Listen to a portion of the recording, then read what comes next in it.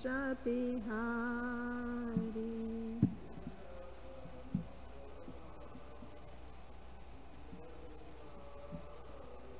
Jaya Radha Madhava Kunja Bihari.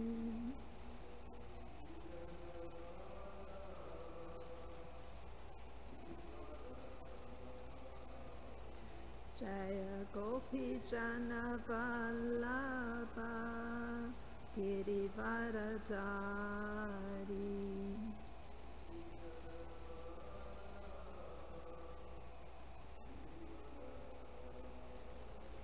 Jaya Gopi Jana Vallabha Girivaradari.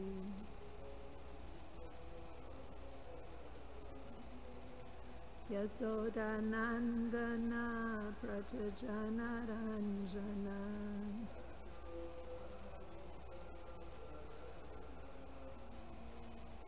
Yasoda Nandana Pratajana Ranjana.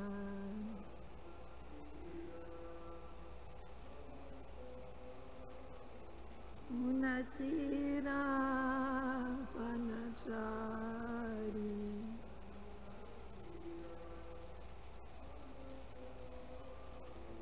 Munatira Vanachari.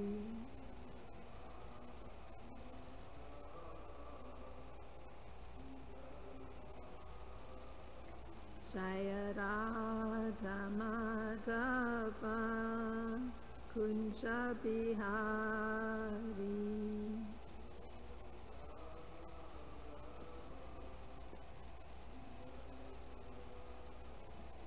Jaya Radha Madhava Kunja Bihari. Jai.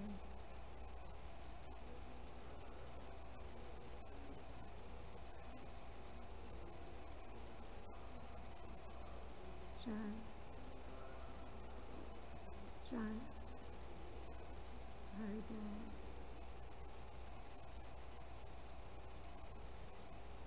Om Namo Bhagavate Vasudevaya. Om Namo Bhagavate Vasudevaya.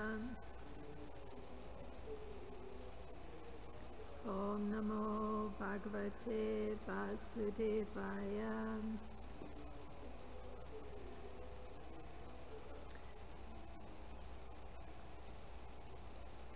So today we're continuing with Canto 10, Chapter 7, and the text for today is 32 and 33. And 32 is on the board since that's the text with the purport.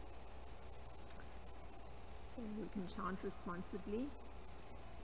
Kimnas tapash chirnam adokshar janam.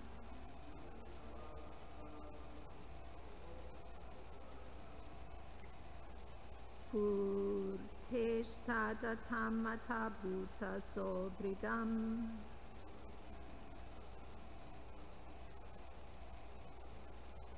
Yat sampareta punareva balako.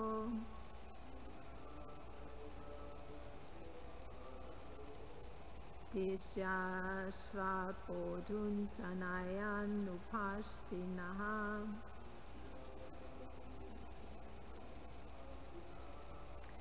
Kimnas tapas chirnam adokshar janam.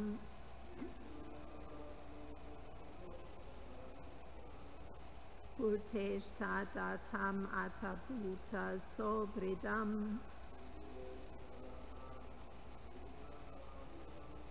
Yat sampareta punareva balako.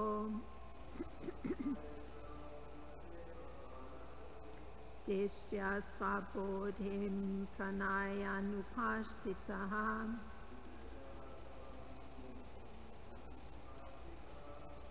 Kimnas tapas chiram adokshar janam.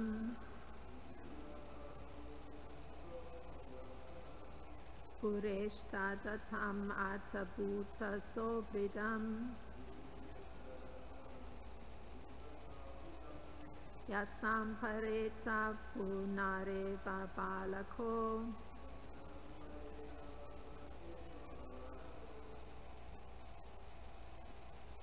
Drishya svabodhun pranayan upashtitaha. Please chant.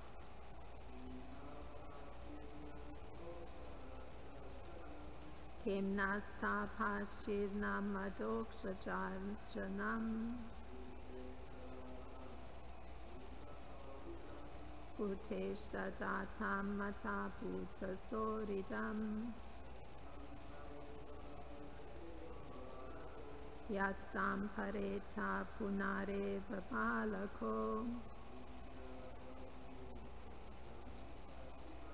Dishya svabodhum pranayam tapashtitaha.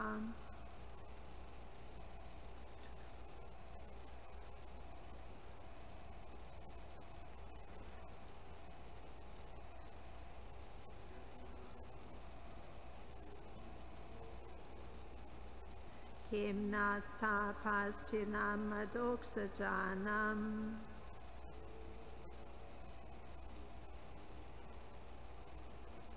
Uteshta datam atabhuta soridam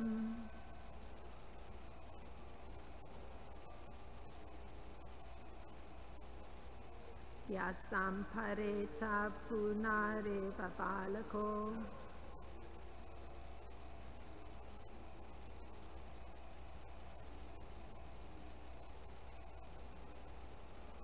Dishya svabodhun prapanayan upashtita. Kim, what kind of? Na, ba'as. Tapa, austerity. Jirnam, has been done for a very long time. Adokshaja, of the Supreme Personality of Godhead. Archanam, worshipping. Purta, constructing public roads, etc. Ishta, activities for public benefit.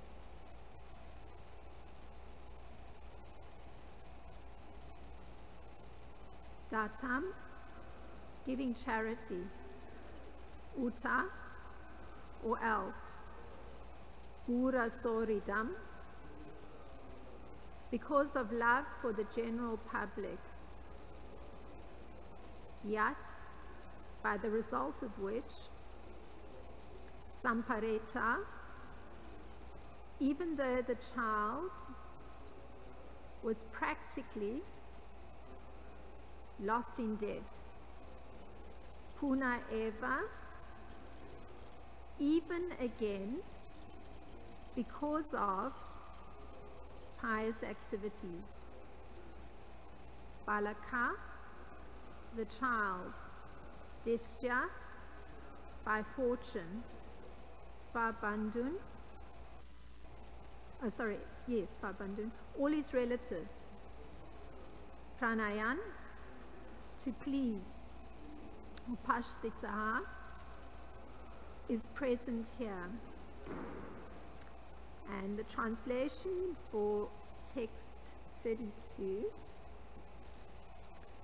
Nanda Maharaj and the others said, we must previously have performed austerities for a very long time, worshipped the Supreme Personality of Godhead, performed pious activities for public life, constructing public roads and wells, and also given charity, as a result of which this boy, although faced with death, has returned to give happiness to his relatives.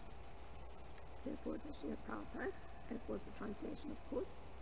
Nanda Maharaj confirmed that by pious activities, one can become a sadhu, so that one will be happy at home and one's children will be protected. In Shastra, there are many injunctions for karmis and gyanis, especially for karmis, by which they can become pious and happy, even in material life. According to Vedic civilization, one should perform activities for the benefit of the public, such as constructing public roads, planting trees on both sides of the road so that people can walk in the shade, and constructing public wells so that everyone can take water without difficulty. One should perform austerity to control one's desires, and one must simultaneously worship the Supreme Personality of Godhead. Thus one becomes pious, and as a result one is happy even in material conditions of life. I'm going to read text 33 as well.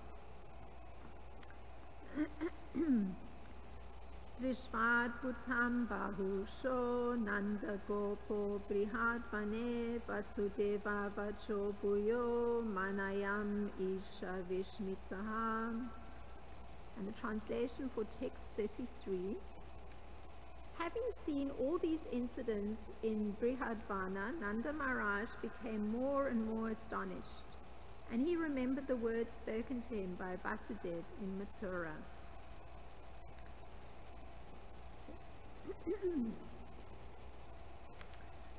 Om Jnana-timirandasya Gyananjana Shalakaya Chakshurin Militam Yena Tasmai Shri Gurave Namaha Shri Chaitanya Manopistam Stapitam Yena Bhutale Swayam Rupa Kadamayam Dadati Swapadantikam Vandeham Shri Guru Shri Yuta Padakamlam Shri Guru Vaishnavamscha Shri Rupa Sagrajatam Sahagana Raghunatham Vitam Sajivam Sadvaitam Savadutam Parijana Saitam Krishna Chaitanya Devam Shri Radha Krishna Padan Sahagana Lalita Shri Vishaka Vitamscha.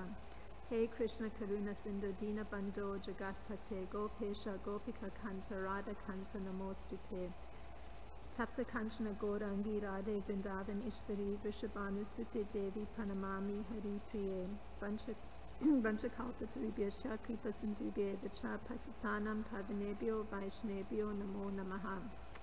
Namo Om Vishnu Padaya Krishna Prasthaya Bhutale Srimati Romapada Swami Iti Namine. Namo Om Vishnu Padaya Krishna Prasthaya Bhutale Srimati Bhaktivedanta Swami Iti Namine. Namaste Saraswati Deve Gauravani Pracharine Nivishesha Sunyavadi Paschatya Deshatarine. Jai Shri Krishna Chaitanya Prabhu Nityananda Shri Advaita Gadadhar Shivasadi Gaura Bhakta Vrinda. Hare Krishna, Krishna Krishna, Hare Hare, Hare Rama, Rama Rama, Hare Hare.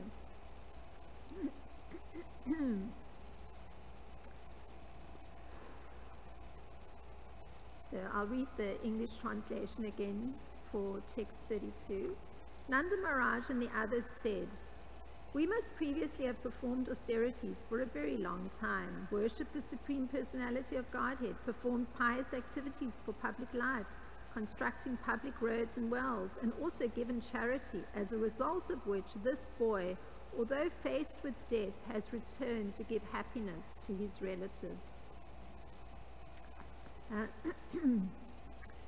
So Nanda Maharaj is reaching a conclusion, as are the other residents of Vrindavan, that Krishna is unharmed as the result of heaps of pious activities on their part, because they're acting as parents.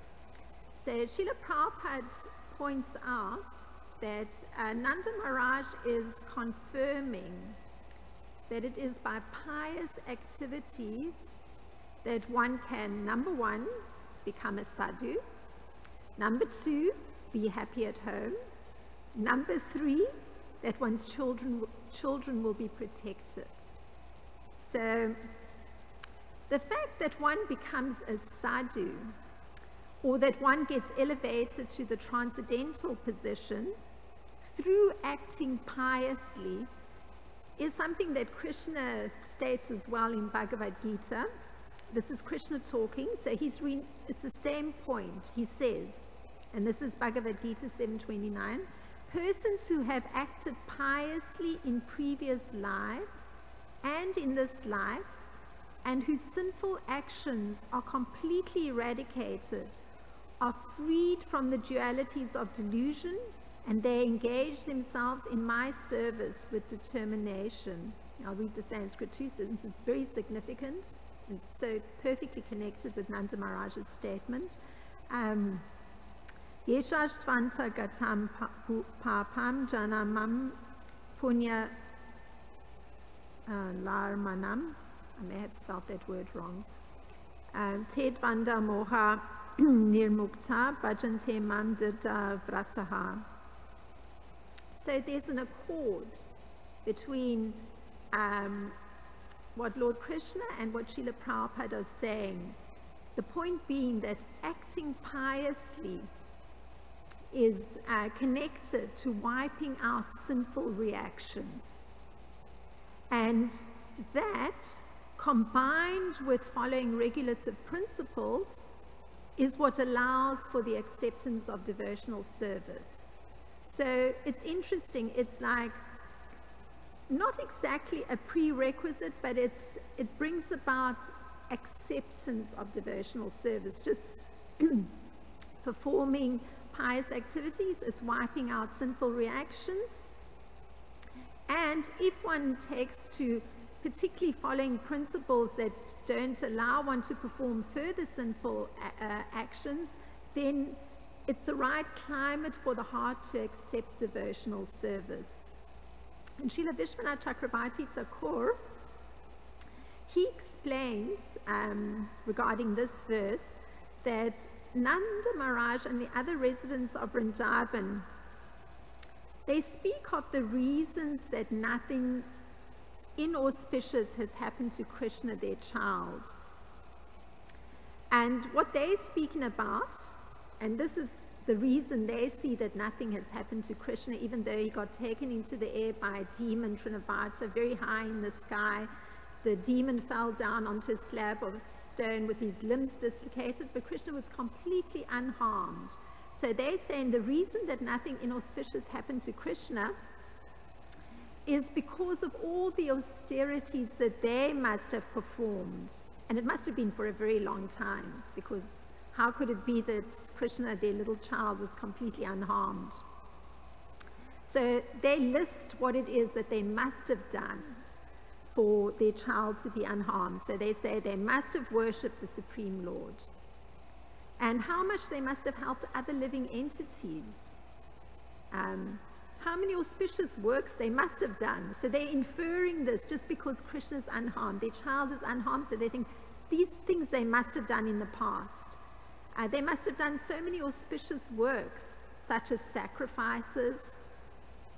They must also have done many things for public good, such as building or creating wells or canals even.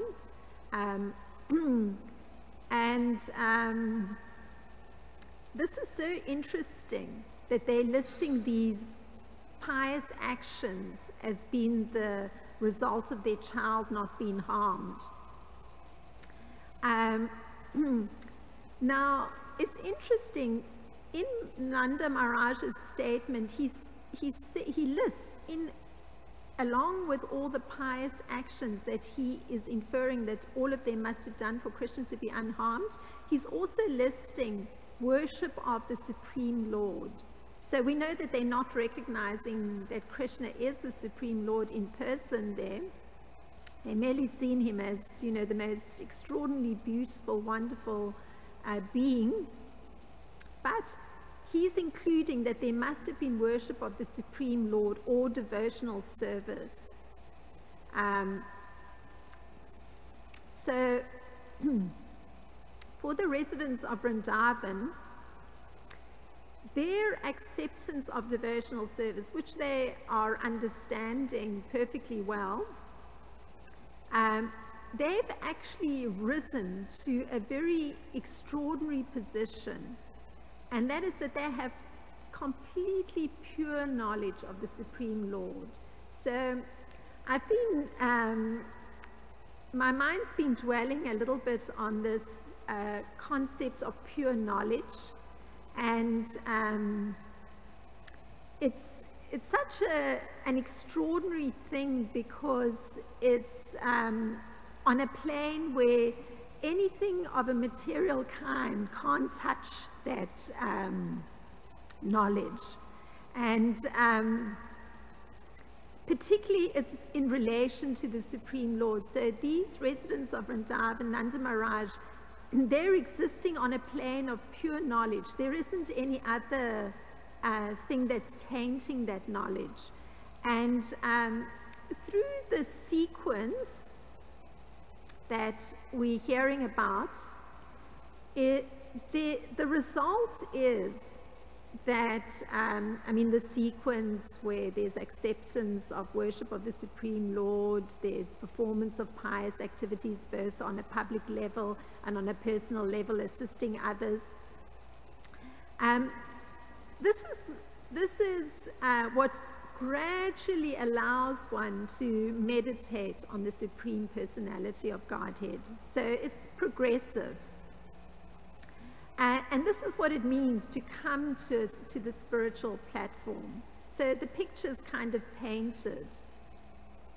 So one could generalize and say that this kind of elevation of coming to this point of meditating in trance on the Supreme Lord, it's possible through Krishna consciousness. That means being a sadhu, or a Krishna conscious person. And this is a point that Srila Prabhupada's bringing up right away in this purport. That what Nanda Maharaj is really pointing to is being a sadhu alongside these pious activities. Now, a question immediately arises. Is it through this punya karma, or these pious actions, that bhakti arises? I mean, that's the question. Is it that pious activities allow for bhakti to arise? And so far in our discussion, one could say that persons who qualify for bhakti are those who have got pious credits, this punya karma. It means their sins have got destroyed, because they've developed predominantly a way of being that's in goodness. And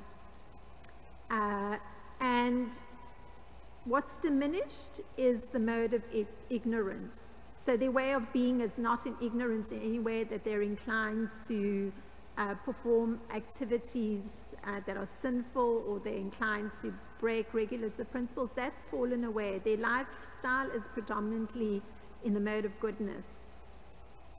And the result of this is that any kind of illusion, meaning like false concepts of oneself, that falls away as well. And and particularly the change that happens is that the separation from pure knowledge, meaning the knowledge that comes in relation to the Supreme Lord, and that allows one to understand him, this is actually something that starts to manifest itself. And what we're looking at, is it that the pious activities are responsible for bhakti to arise? And so all this pattern of pious activities, sinful activities falling away, a predominant way of being that's in goodness, all of that has its benefit in that this illusion, the separation from transcendental knowledge, it decreases.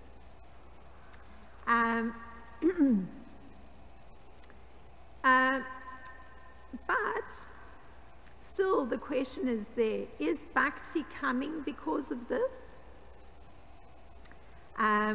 So, to continue the discussion, if there isn't this falling away of delusion or illusion, meaning that one is getting a taste of pure knowledge, or is coming to some connection with the Supreme Personality of Godhead, then it means that one is just constantly thinking in terms of opposites.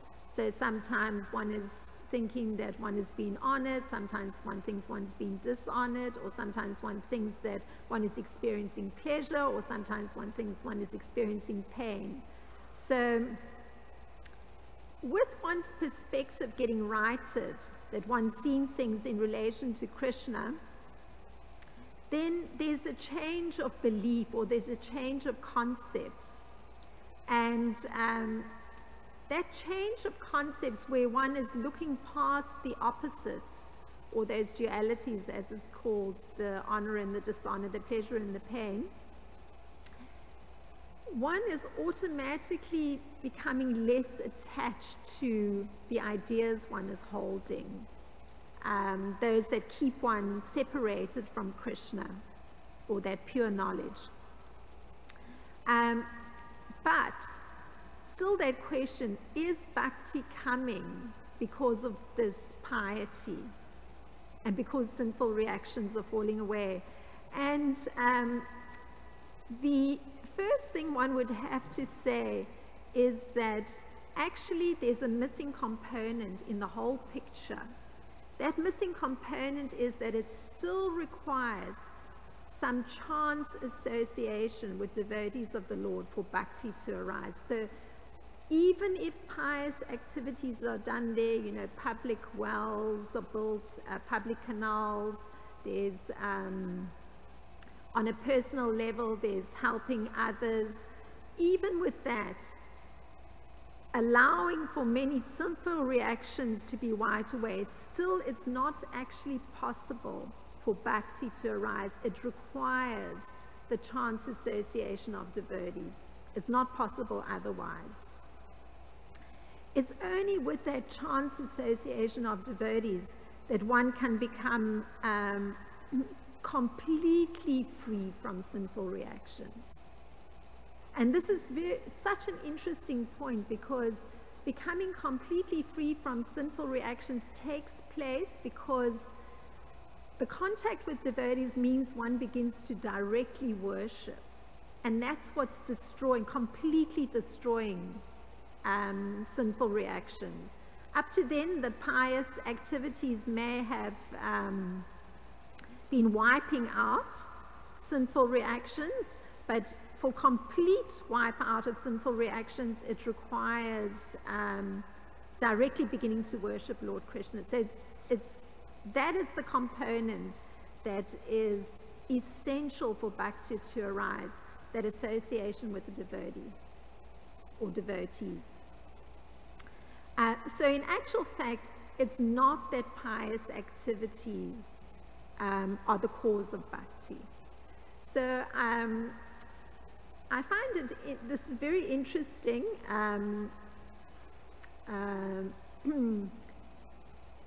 Because of the wonders of YouTube and the feeds that come, I noticed that like in the British monarchy, there's a young American woman who recently married into the royal family. And it's very interesting because the mention is made of her history. And what one learns is that she was actually performing numerous pious acts, like there's photographs of her going to Africa and helping in the construction of wells, or there's photographs of her, I guess, involved in trying to uplift, I guess, women in some unfair situations, so speaking at the United Nations. So particularly at any rate, from what we consider pious activities, that attempt to do something on a public level, some pious activity was there. So one could think, oh, you know, is the person a candidate for bhakti? But then one learns it still requires the chance association with a devotee to really allow for bhakti to arise.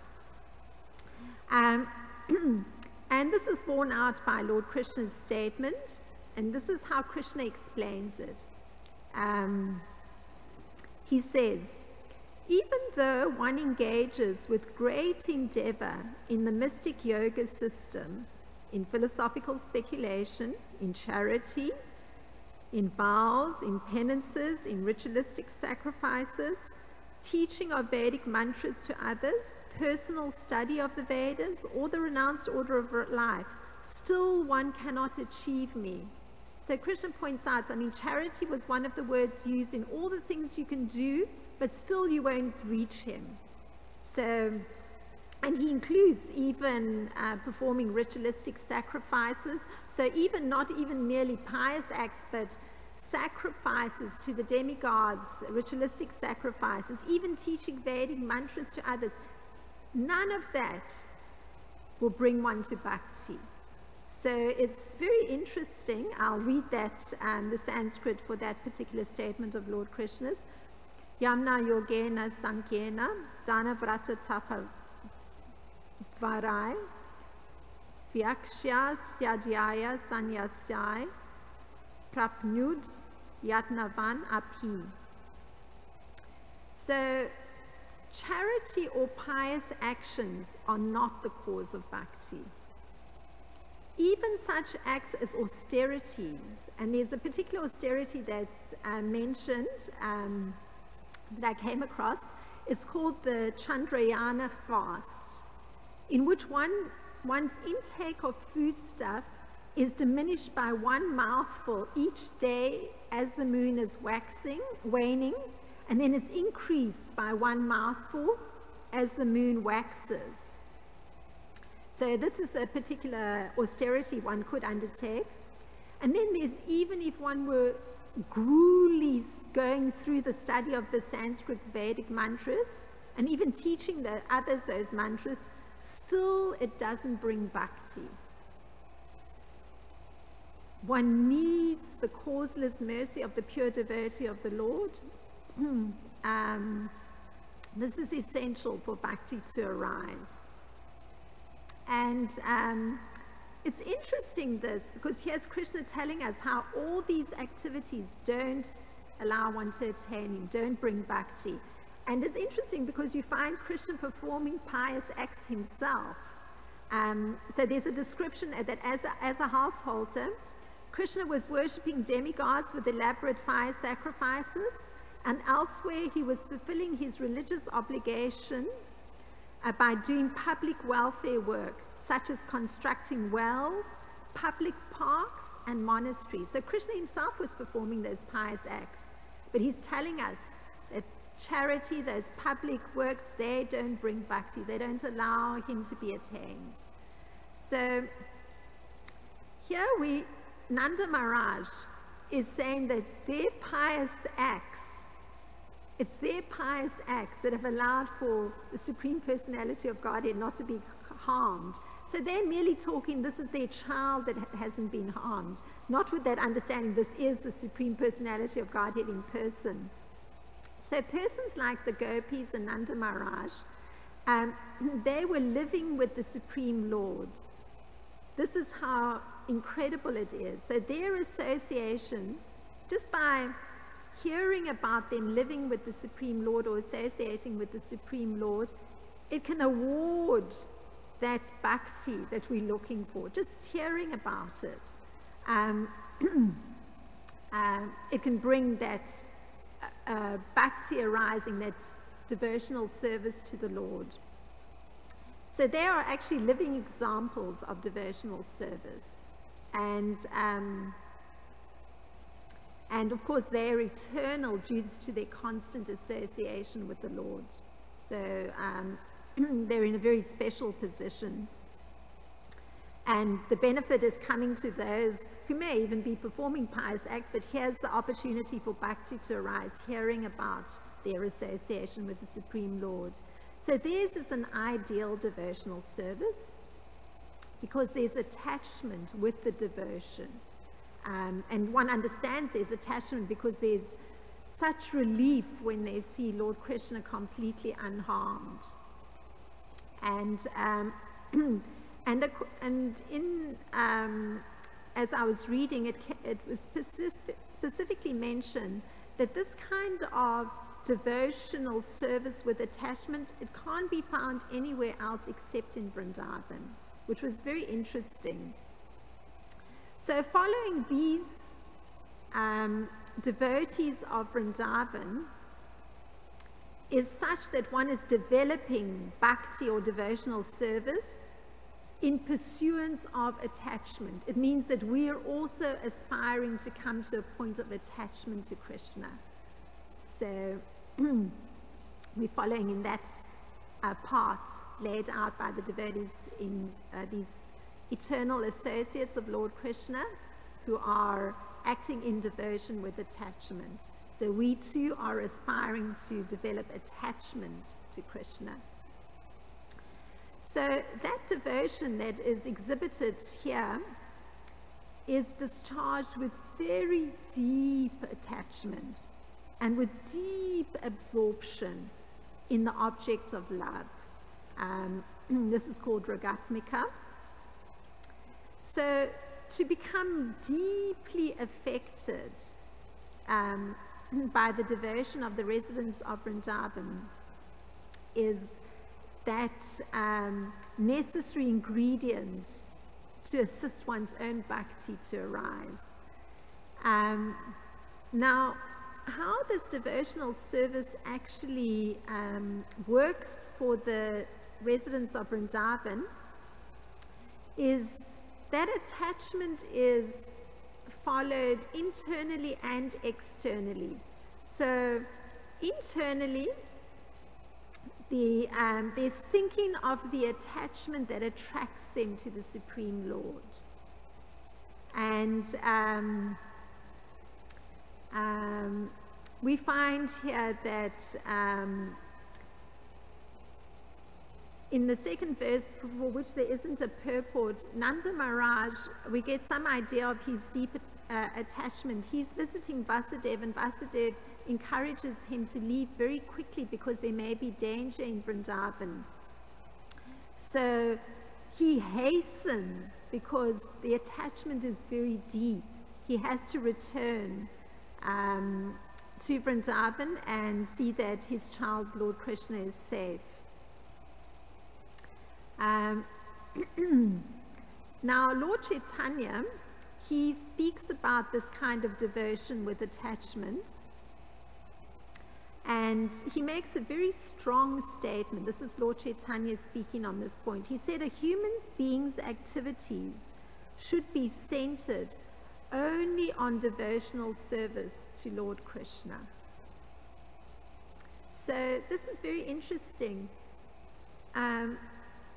Those pious acts that the residents of Vrindavan and Nanda Maharaj here is stating that they must have performed for Lord Krishna to be unharmed, those acts were performed centered on Krishna, because we hear, they're worshipping the Supreme Lord with such attachment, such deep attachment. And because it's a progressive thing to get more and more attached, one understands that their pious acts were performed in the right spirit or in the right mood. It's placing Krishna at the center as the object of attachment. So pious activities accompanied that. They weren't what caused that attachment. So that's, I think, the important point here that I've tried to emphasize from different angles. And so this is the verdict of all revealed scriptures, Lord Chaitanya says, and all saintly persons have firmly concluded this. So this is Lord Chaitanya's statement. A human being's activities should be centered only on devotional service to Lord Krishna. And that would include all these pious acts of helping with public welfare, the building of roads, the building of construction of wells, the construction of canals, and even those activities that are pious in terms of assisting others in particular ways, all those pious activities, even performance of austerities, it has to be treated as service to Lord Krishna. You know, one's focus needs to be centered. So that's Lord Chaitanya's statement. So Nanda Maharaj here, he's expressing his deep absorption in the object of love, Lord Krishna. Because he says, Krishna has returned from death to bring life. The word is pranayan that was used, to his friends by showing his affection. So, the higher aspect of bhakti and this love for Krishna, prema bhakti, it centers around the loving exchanges shared by Krishna and his devotees. And that's what Nanda Maharaj is pointing to, because he's saying this child has returned from death in order to bring life to all the other residents. So, very interesting. They see themselves as also would have died internally had Krishna not come back from being so close to death as they saw it. And Srila Vyasadeva, in his state of trance, he says something very interesting just on this point, that us reading about this deep absorption and attachment on the part of the residents of Vrindavan. He says, this is Srila Vyasadeva, when one simply gives oral reception to the Vedic scriptures, the feeling for loving devotional service to Lord Krishna, the Supreme Personality of Godhead, sprouts up at once to extinguish the fire of lamentation, illusion, and fear. So immediately hearing about these pastimes, it actually takes away that sense of separation from the Supreme Lord. There's a connection with him immediately, because it's sprouting, the bhakti is sprouting just by hearing about these tremendous exchanges between the residents of Vrindavan and Lord Krishna. So that's, those were some of the thoughts that came from this verse. If there's anything to expand our discussion.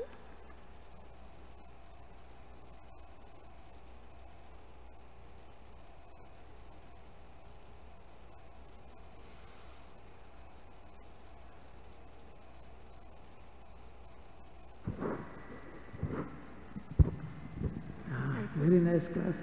And I was thinking that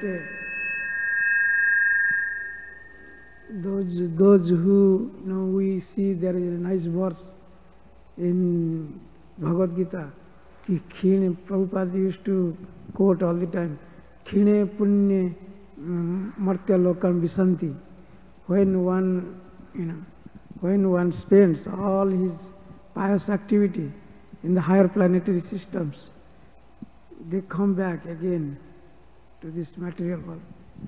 So, in that purport, Prabhupada had mentioned that in Bhagavad Gita, chapter 9, text 21, Prabhupada has mentioned like how, because they are perfect of spiritual knowledge, Krishna conscious knowledge, or you can say perfect of Vedic knowledge, so they are happy with their sense enjoyment. So when this sense enjoyment is finished in a higher planetary system, like staying for long duration of life with more facility, everything, when that is finished, they come back again, just like a ferry wheels. sometimes going up, sometimes going down, sometimes going up, sometimes going down. So it's a good point, but think that the distinction is between the higher planetary and Golak Vrindavan, where Krishna resides. The difference between pious and impious person are demons, you can say. Demons, they are getting also liberations. When they are being killed by Krishna, they are getting liberated. However, Vishwanath Chakravarti Thakur has mentioned in 11th canto, but they go to Brahma Jyoti. They merge into Brahma effulgence. They cannot go there. To that type of liberation is not promoted to go Vaikuntha. So this is a great difference between devotee and non-devotee. So we can see in this purport that only those who are like karmi and jnani especially, and they do a lot of pious activities, then they construct road and wells, hospitals, and like that. That's why Prabhupada also sometimes he chastises. So to the Mayavadis, they say like that, Brahma Mithya Jagat, Brahma Satya Jagat Mithya. Point is like that, that means they say only Brahma is true and everything is false. Then if you say like that, then why you have fallen down and doing lot of pious activities like this, opening hospitals, charitable institutions, all this Prabhupada used to ask them. So you cannot stay there in the Brahma platform and you came back and you start opening all this like Shankaracharya. They open a lot of hospitals and everything. So that then why you are doing all this? If it is Brahma, no Jagat Mithya. You mean to say? So this is a very nice logic. So very nice point. Thank you very much for your contribution, Nidhi Prabhu. Yes, the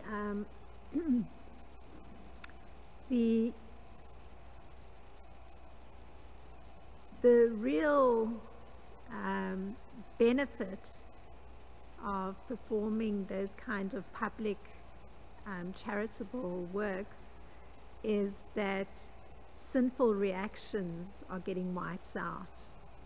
So there's a sense of happiness that comes from the performance of those pious activities, but one is still separated from pure knowledge, which is knowledge of Krishna.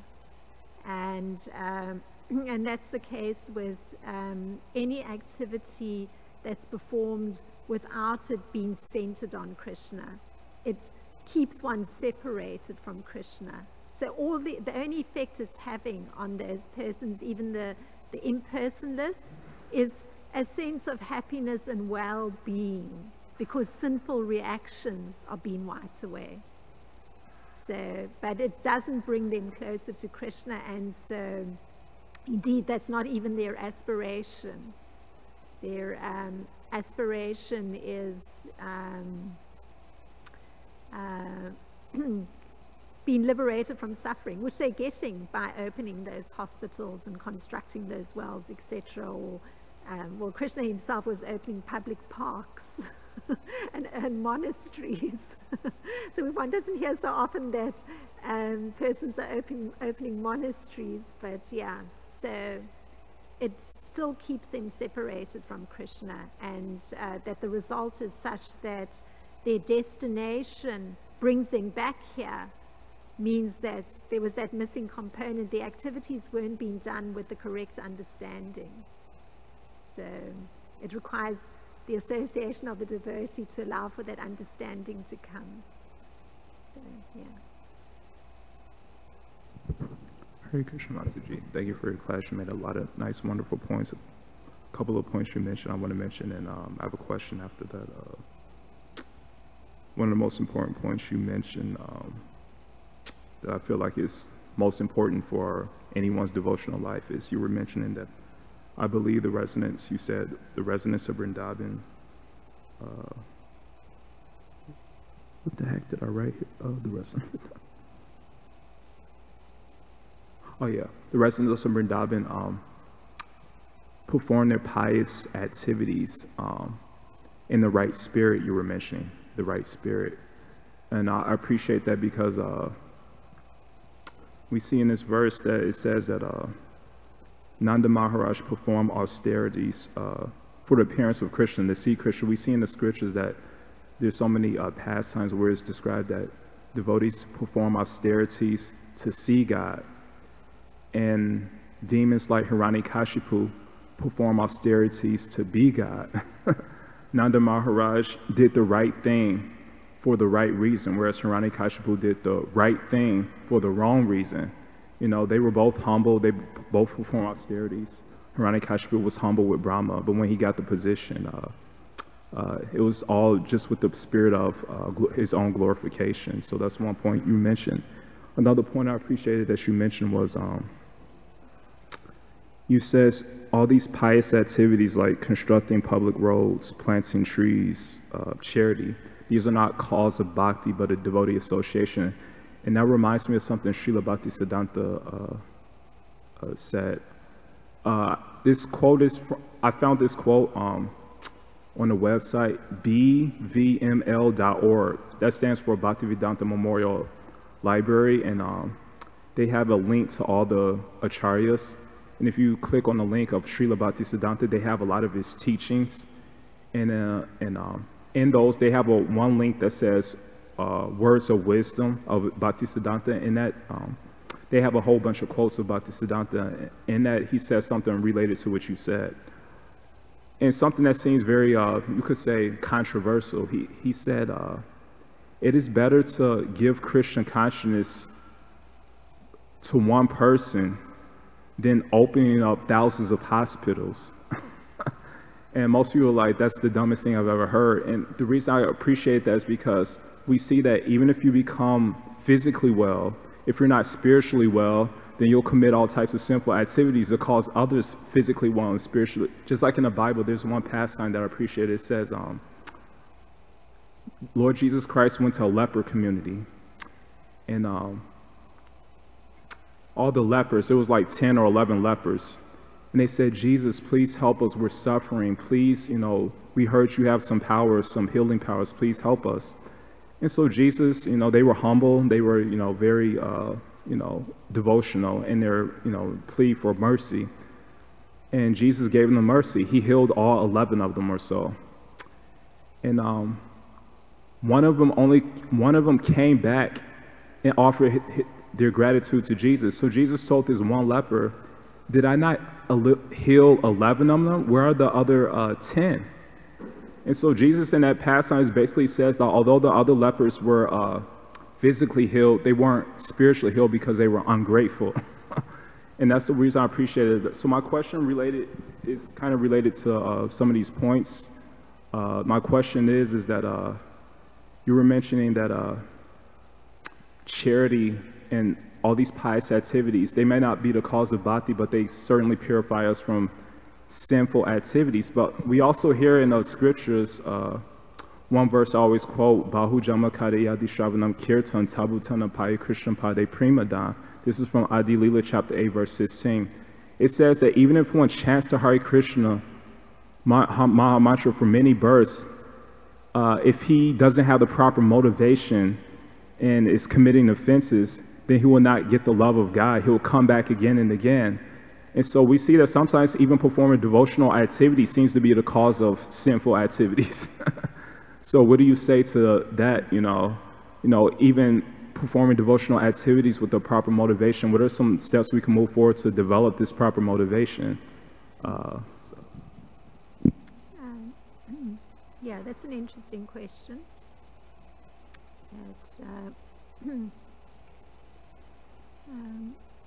How to perform devotional activities, you know, in the proper spirit or the proper mood, so that in fact it's not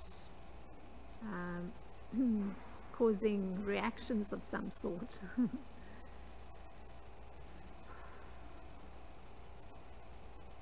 Well,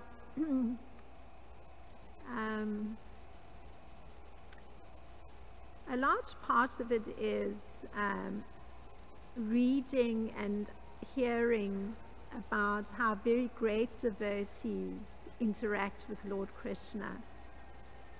So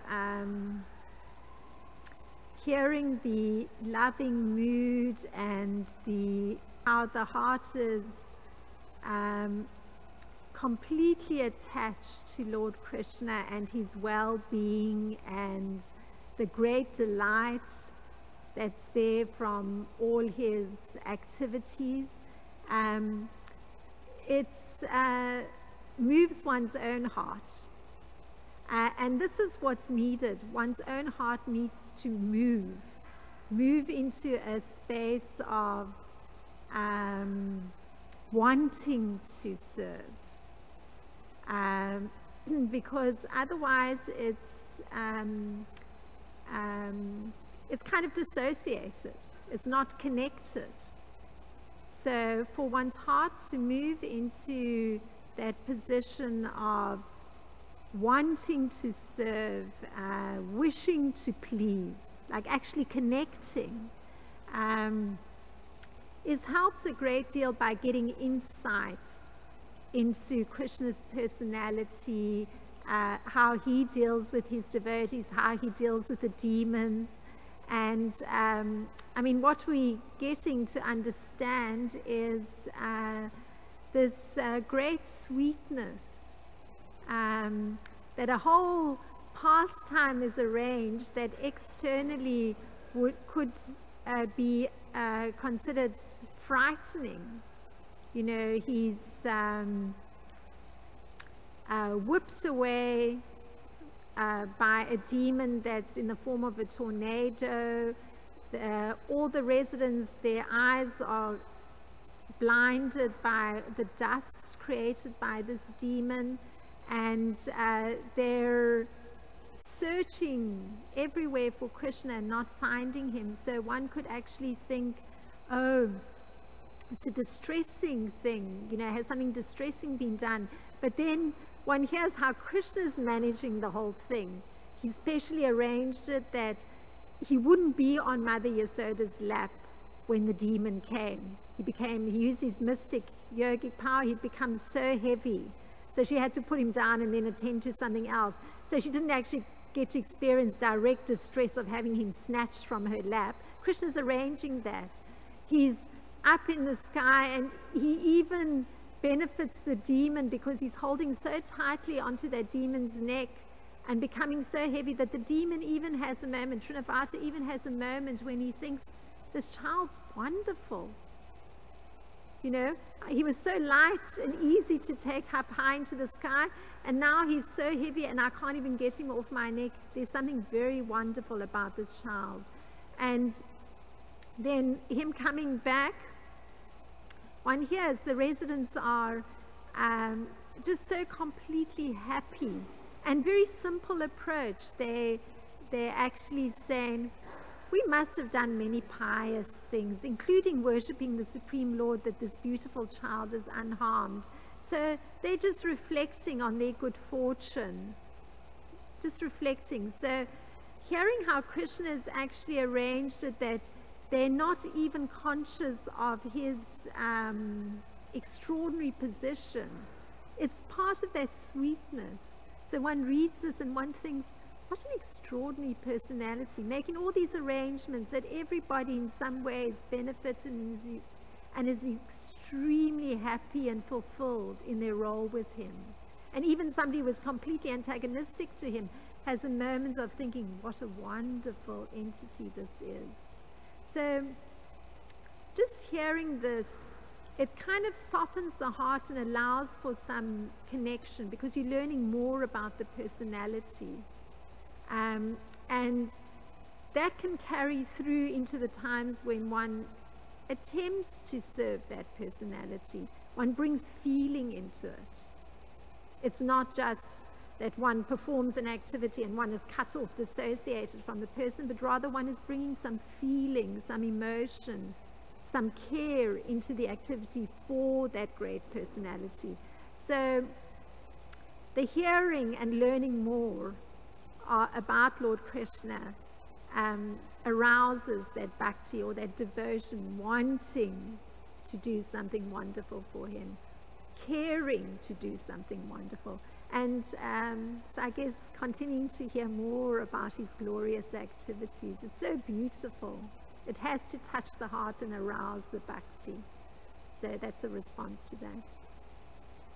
Thank you. Wait a minute. Yes?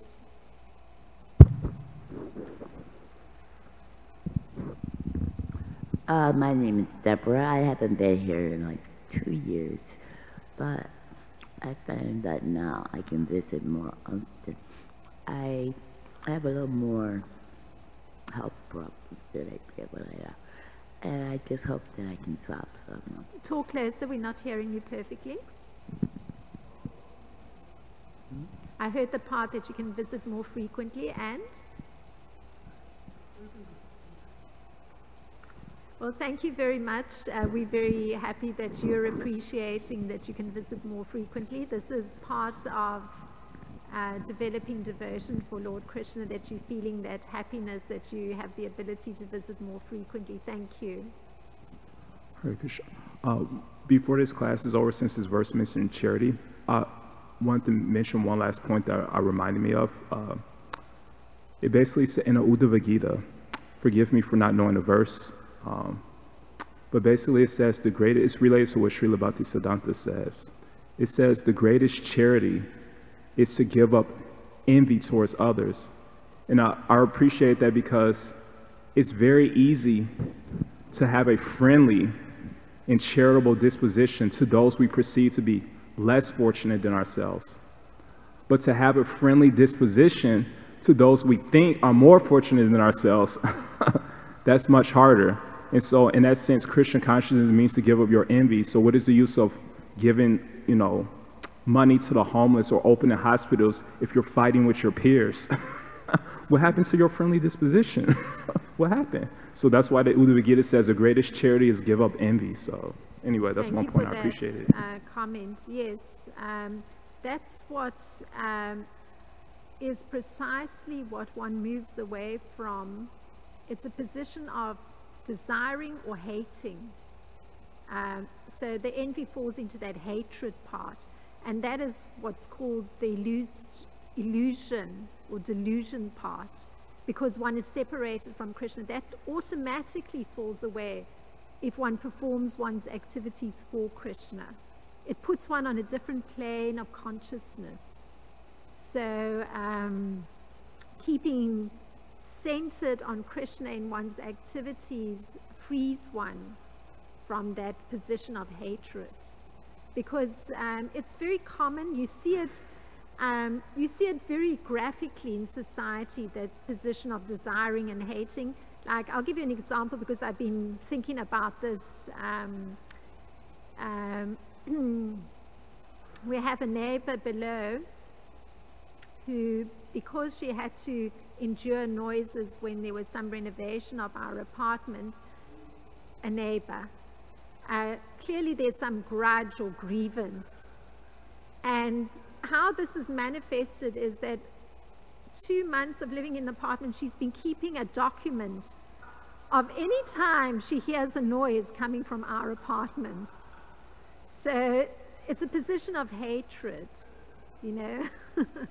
So, she's making herself extremely miserable, and also the interaction can't possibly be, on the proper level if, one's coming from a position of hatred. Yeah. So this is very common, and so indeed, keeping Krishna at the center of one's activities is taking one away from that dualistic position. It's just putting one's consciousness in the right equipoised place. So thank you very much. Srimad Bhagavatam ki jai, Srila Prabhupada ki jai.